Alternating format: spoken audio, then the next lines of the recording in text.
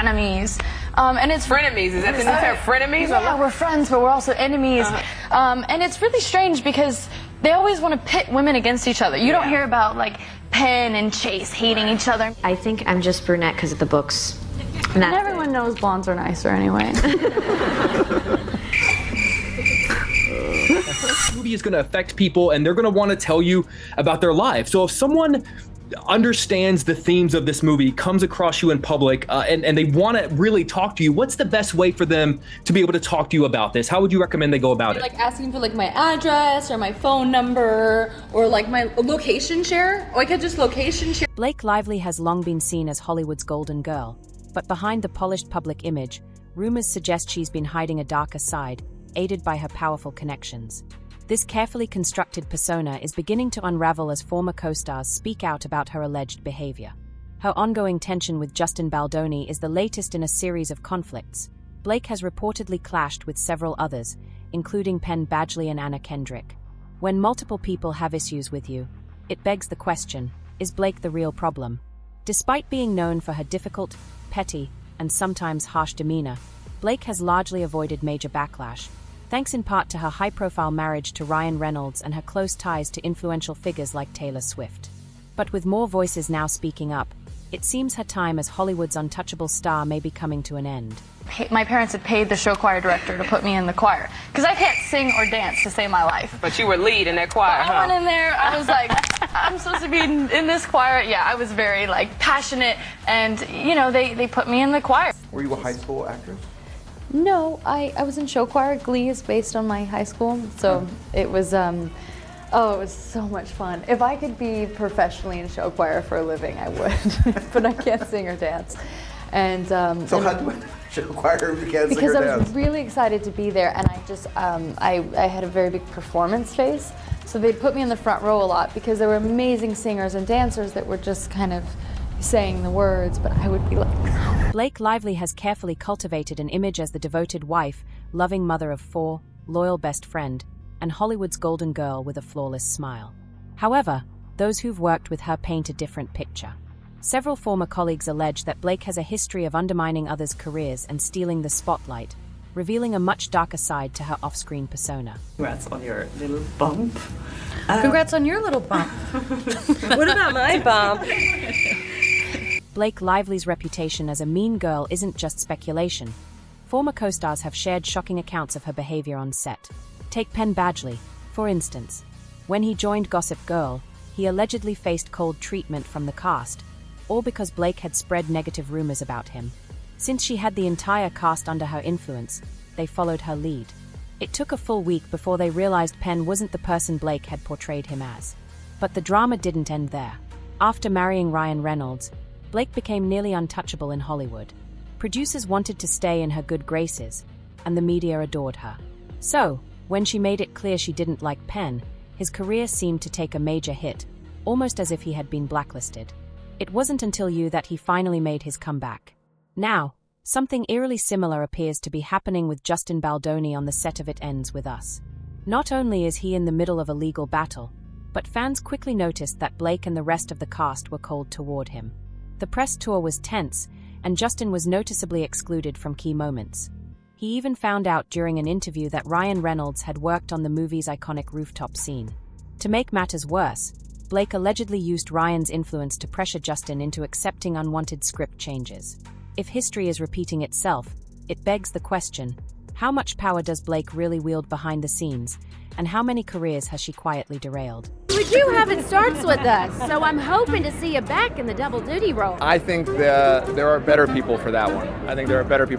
Justin. I think Blake Lively's ready to direct. That's what I think. Ooh. So, yeah. Justin said he doesn't know if he'd be game to direct the next one, but perhaps Blake would. Is that something that you would entertain? Oh, absolutely. I think that whoever decides to take charge of the next one would do it justice. But, you know, it's a lot of people to get the same schedules together again, so we'll see. Oh, absolutely. She's so capable of that. She is a powerhouse. She can do literally anything. Blake Lively's alleged behind-the-scenes behavior continues to raise eyebrows, and more people are coming forward with their own stories. At the It Ends With Us premiere, things reportedly got so bad that Justin Baldoni and his team were sent to the basement while Blake completely took over the spotlight, as if she were the only one who had worked on the film. Fans have also been speculating about Blake's relationship with Justin, especially after some of her text messages to him surfaced.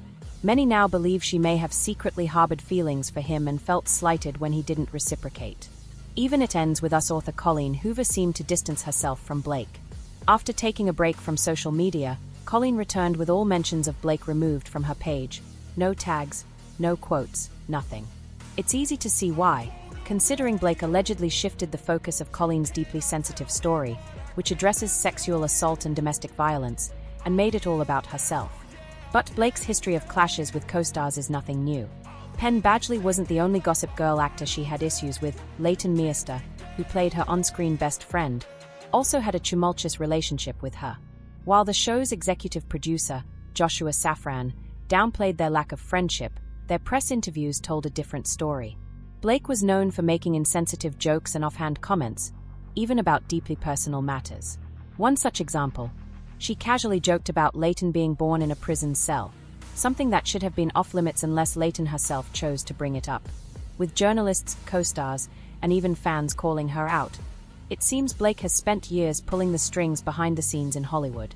But now, the people she once dismissed or mistreated are coming together to expose the truth. Recently saying that Leighton and I were frenemies. And it's frenemies. Is that the new term, frenemies? Yeah, we're friends, but we're also enemies. And it's really strange because they always want to pit women against each other. You don't hear about like Penn and Chase hating each other and being jealous and competitive. Everyone knows blondes are nicer anyway. A moment by me. Remember Savannah. It was another promise was no pet monkey. Yeah. Chuck has a matching pet monkey with coordinating outfits, and I was like, I would love to be part of the show, but I can't act with a monkey. And then I got a few of them. Come on, it was a joke. Lord have mercy. Your wardrobe? That is important. Very good. It's very important. This is wardrobe. This is wardrobe. This was on the return rack. I think it was hers. So I had to go and like slip them cash to wear it. It's unclear whether it's Blake's chronic inability to read the room or simply that mean girl energy we've seen before. But her behavior didn't sit well with many. Reports suggest that her actions created serious tension between her and Leighton Meester behind the scenes, so much so that other cast members felt forced to pick sides. This drama eventually spilled over into the press runs, and it was clear to everyone that there was tension between the two.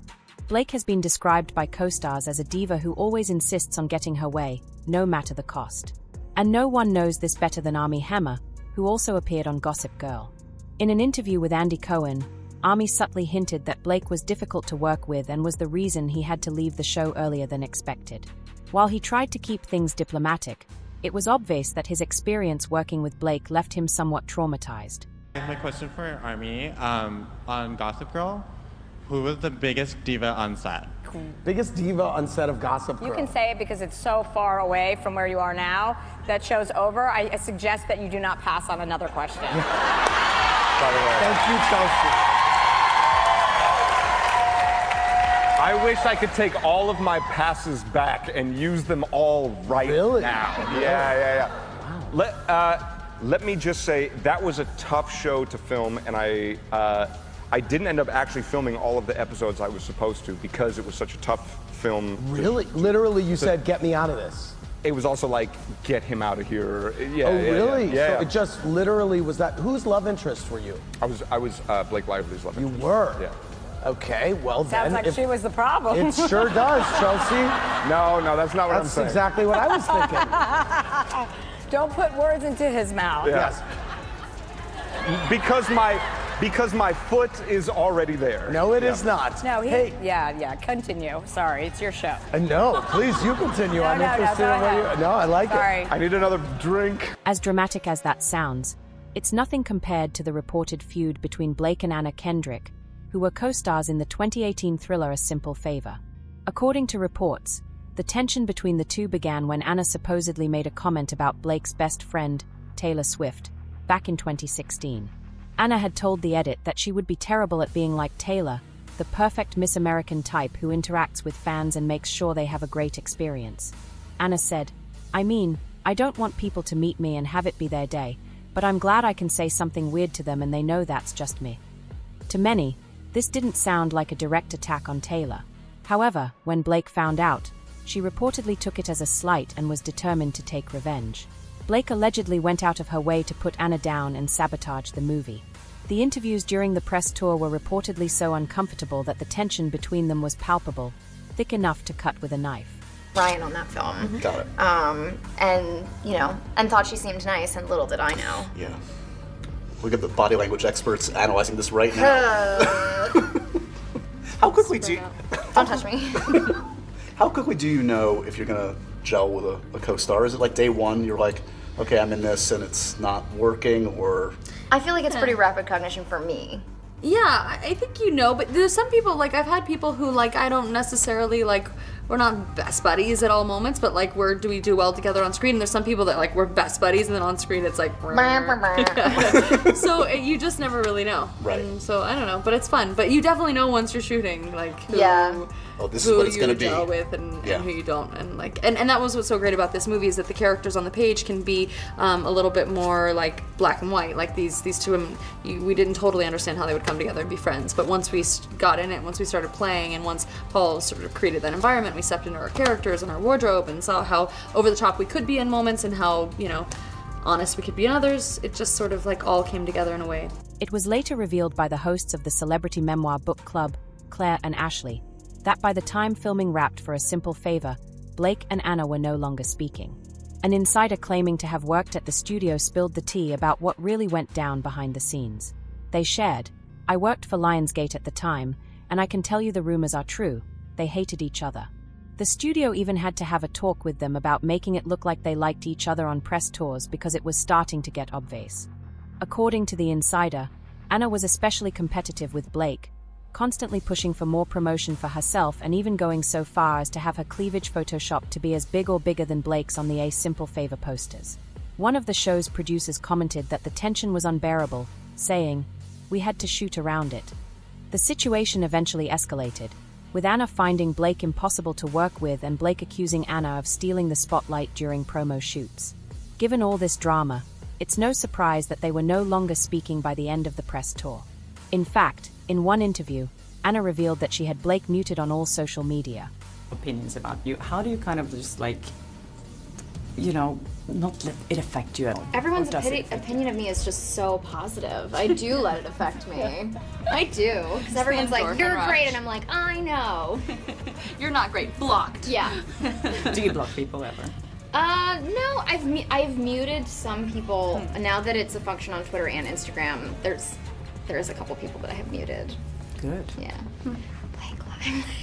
You can mute people on Instagram too? Yeah, it's a new feature. Really? I know. Get excited. Wow, that's exciting. But you replied to someone recently, I think, which they made headlines about.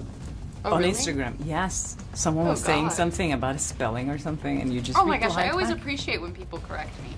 It was someone said something about the spacing.